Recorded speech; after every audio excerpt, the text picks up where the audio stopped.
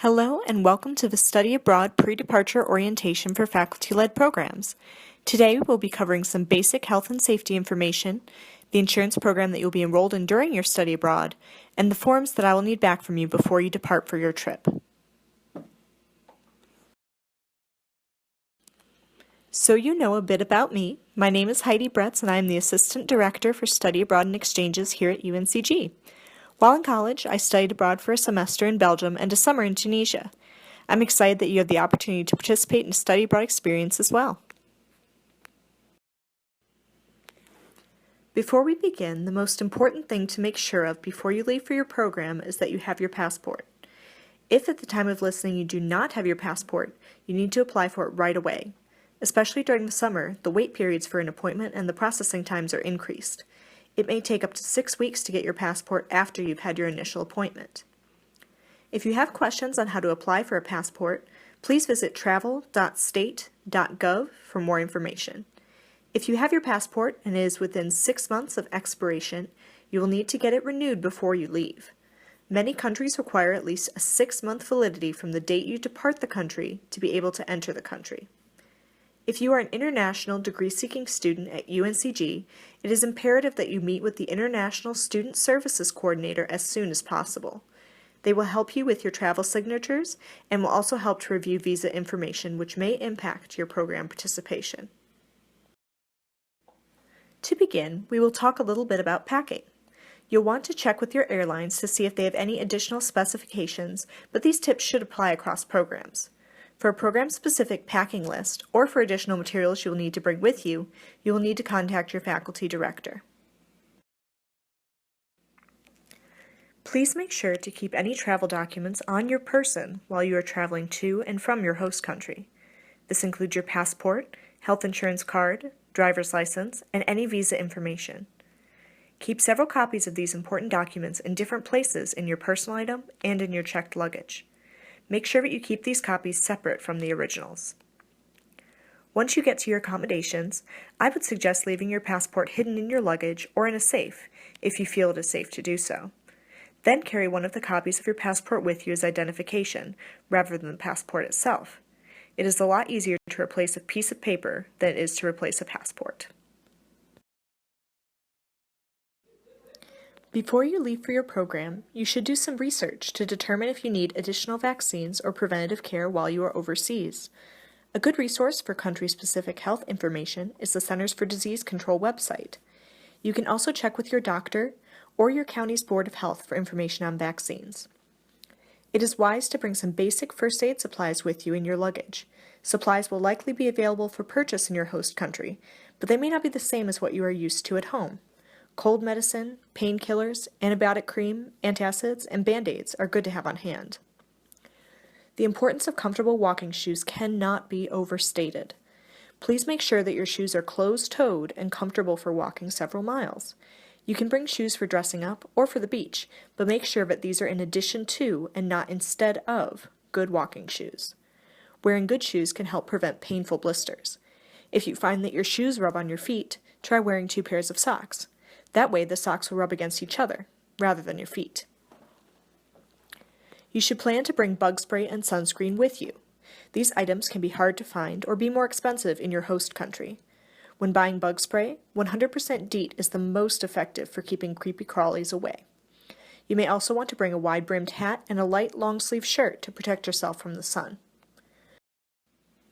For most countries, you will also need to purchase a country-specific adapter for any electronics you may bring with you. An adapter allows your U.S. device to plug into another country's outlets. You can purchase adapters inexpensively online, at a big box store, or at a local travel store. You do not need a converter. The U.S. uses 110 voltage for its electronics. Many other countries use up to 220 voltage. Before you leave, you should make sure to check that your electronic devices, including hair dryers, straighteners, razors, or other grooming utensils, are compatible with both voltage systems. This is very important, as plugging a U.S. hairdryer into a European outlet could result in burns or power outages. You may be able to purchase travel accessories that are able to switch between the 2 voltage systems. But, when in doubt, leave your hair tools at home. You may want to check with any roommates you will be staying with to see if they would be willing to either share a compatible tool or purchase one in-country. Electronic items, such as computer chargers and phone chargers, will likely work with either the 110 or the 220 voltage system. You may want to ask your faculty director or do some individual research on cultural considerations for dressing in your host country. You will be a guest in this country, and it is good to be respectful of any existing clothing norms. For example, outside of the U.S., it is not typical to wear shorts, even in summer. If your program involves travel to any religious sites, you will want to bring a shawl or jacket to cover any bare shoulders, and be sure to wear pants or skirts that are at least knee length. You may also want to bring a rain jacket or umbrella in case of inclement weather. When packing, make sure that you check the weather. Even though it may be summer in Spain, the temperatures in the mountains may be lower than you would expect. For any program-specific clothing and equipment considerations, please talk with your faculty director. Before we move on to talk about forms, I want to talk a little about mental health. During your time abroad, you will likely experience many new, exciting, confusing, frustrating, wonderful things. No matter how great the experience, being in a new country is stressful. Many students will experience some form of culture shock on their program. Culture shock, as defined by dictionary.com, is a state of bewilderment and distress experienced by an individual who is suddenly exposed to a new, strange, or foreign social and cultural environment. You may have experienced a mild form of culture shock when you first started college. If you find yourself feeling overwhelmed or frustrated, reach out to your faculty director and fellow participants. A little culture shock is perfectly normal. However, it is not uncommon for stressful experiences, such as study abroad, to exacerbate or surface mental health conditions, particularly anxiety or depression. If you find yourself feeling apathetic, irritable, unable to sleep or sleeping too much, withdrawing from others, abusing alcohol or drugs, or have any other drastic change in behavior, please talk to your faculty director. They're there to help you and make sure that you have a safe and healthy program. If you feel you could use additional support, GeoBlue can connect you with a mental health provider. There are some general tips to help navigate the culture shock you may experience on your program. Be flexible. Especially when abroad, schedules are always subject to change.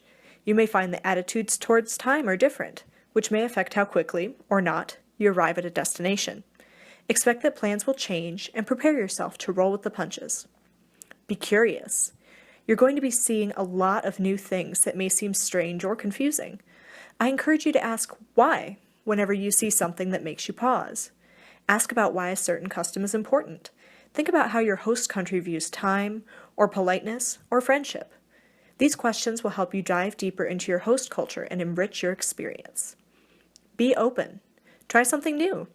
Eat that unusual meat. Try ziplining. Practice salsa dancing. Say hello in another language. A new country is a chance to try something totally different from what you might experience at home. Know that you may not have all the answers, or that there may not even be an answer. Learn as much as you can about how people in your host country live their lives. Keep a journal. Keeping a journal is a great way not only to record your experiences, but is also a chance to process what you're seeing and doing while you're abroad. Now we will talk a little bit about health and safety while abroad. Please avoid contact with animals during your study abroad program, particularly stray dogs and cats.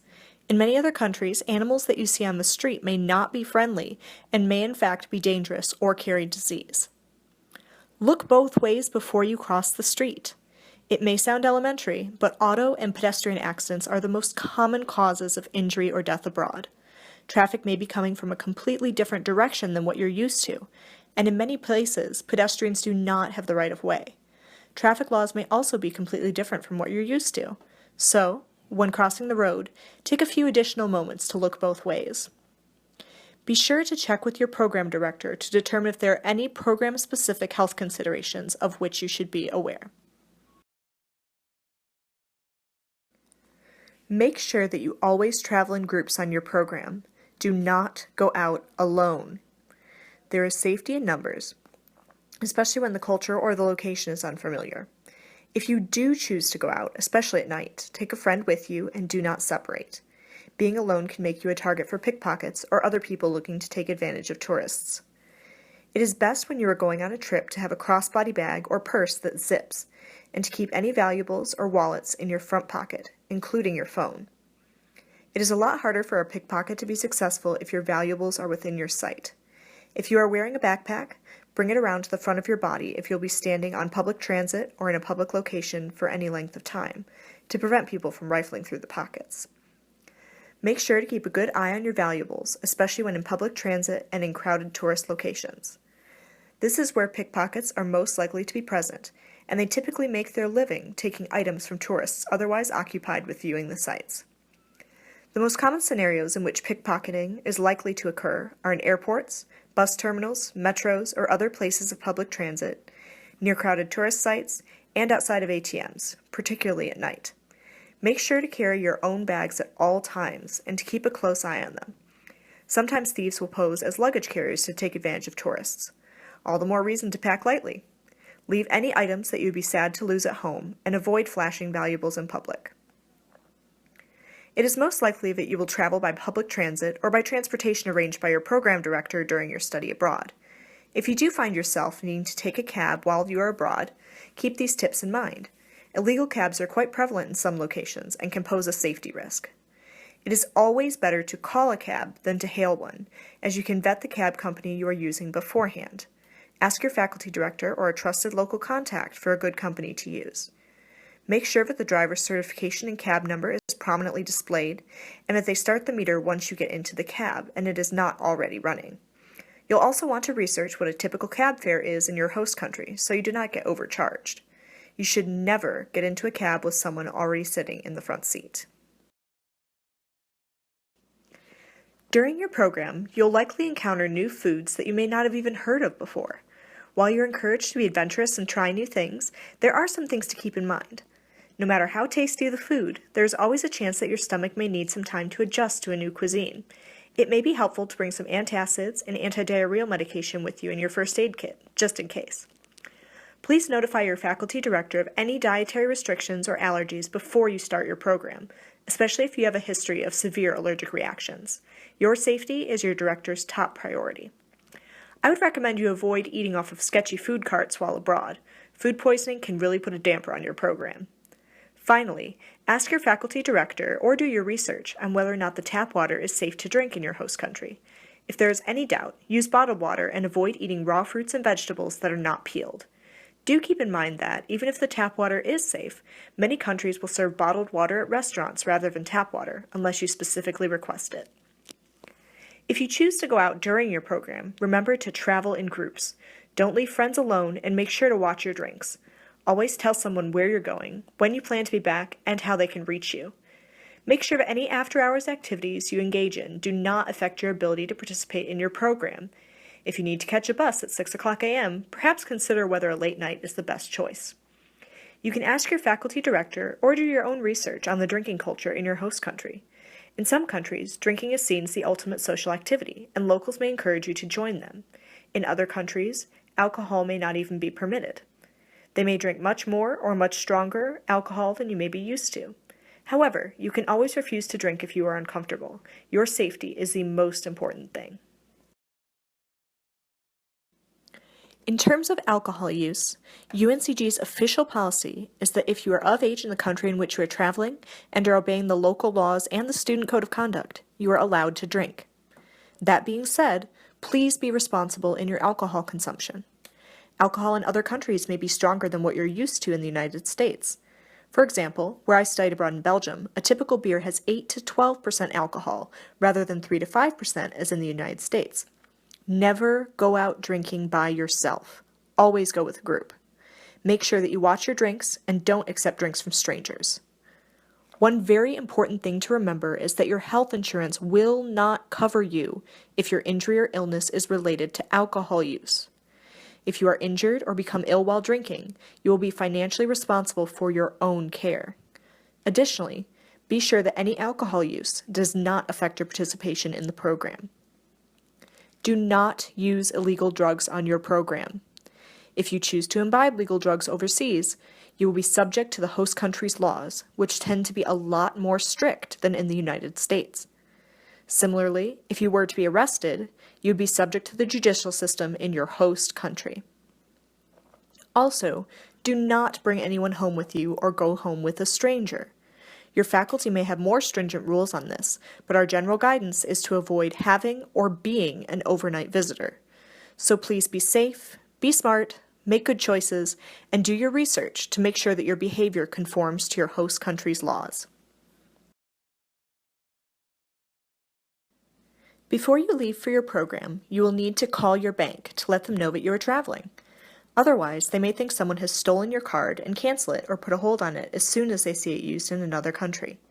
You should also check with them to see if there are any fees attached to changing money, withdrawing cash from the ATM, or using your credit or debit card for foreign transactions. You can choose to order foreign currency before you leave through your bank, but it is not strictly necessary. Most students find that they're able to access an ATM in the airport, which tends to give better exchange rates. Talk to your faculty director to see what they recommend for your program. Make sure that you have several ways to access your money. If you have some cash and your debit card does not work, you'll be in a much better position than if debit were your only option. Do keep in mind that some countries operate primarily on a cash basis rather than on credit. Do not carry all of your cash, credit cards, and debit cards with you in the same place. If you have all your cards and cash in the same place, a lost wallet could spell disaster. Personally, I like to stash some money in different places when I travel. I once had money hidden so well that I did not find it until 2 years after I returned from my program. This way, if for any reason you leave your wallet somewhere or lose it, you will still have some funds available to you. Another call you will need to make before you depart is to your cell phone provider. You should have a way to contact your faculty director, friends, and loved ones in case of an emergency overseas. Many cell phone companies will either partner with local providers to provide reduced-cost cell phone service or allow you to add on an international calling plan for a fee. Depending on the type of phone you have, you may also consider getting an international SIM card for your program.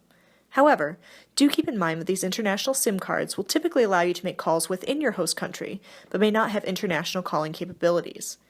You may have access to reliable Wi-Fi during your program, but it is not guaranteed and will likely not be available when you are out and about in the city.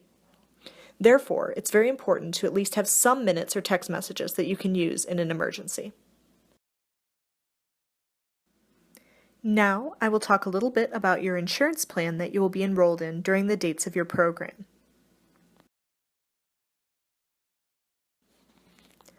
You will be enrolled in GeoBlue, which is a specific health insurance program for UNC Systems students traveling internationally.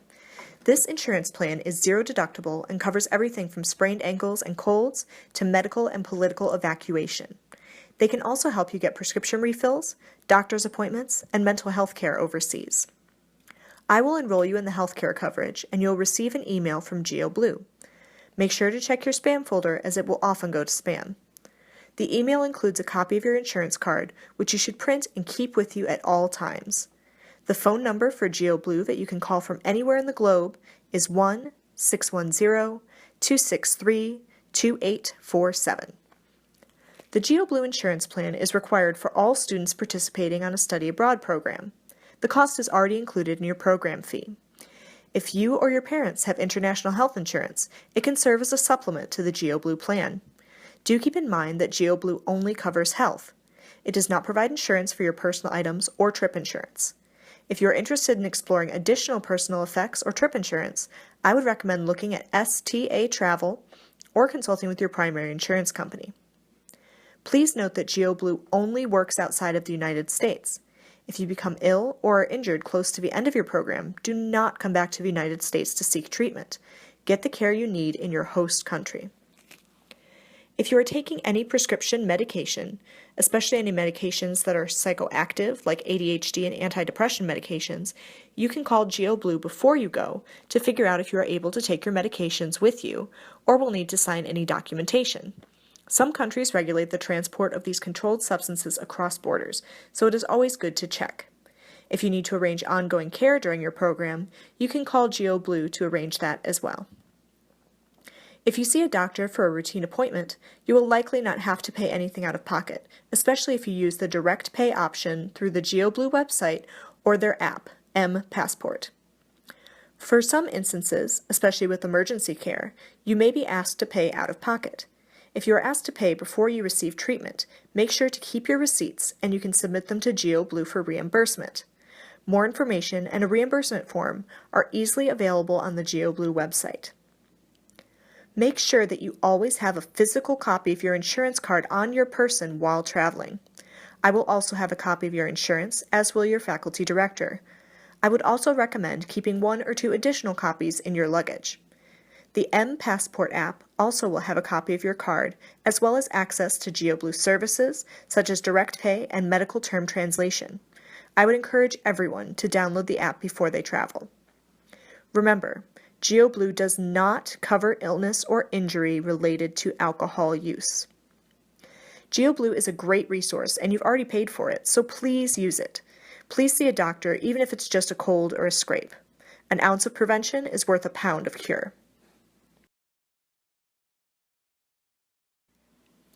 IPC recommends that all students studying abroad on a UNCG program register with the Smart Traveler Enrollment Program, also known as STEP, through the U.S. Department of State. STEP allows you to input your itinerary and gives you the option to receive email or text alerts. This is great not only because the U.S. can know which citizens are currently in the country, but also that they will reach out to you if there is an emergency. I also highly recommend that you research the culture of your host country before you leave. The CIA World Factbook has some good information on history and demographics. You can also access culturegrams through the UNCG library. These culturegrams are short overviews of the cultural, political, economic, and social background of a country. You may also want to reach out to your faculty member for more specific cultural information. Here is a list of additional resources for you to explore on topics such as diversity abroad, health, accessibility abroad, and travel tips. Contact your faculty director if you have questions about your specific program, including schedule details, culture, appropriate dress, required equipment, or other special considerations. Should you have any additional questions, please feel free to reach out to me. I hope that you have a wonderful experience on your program, and I wish you safe travels. Bon voyage!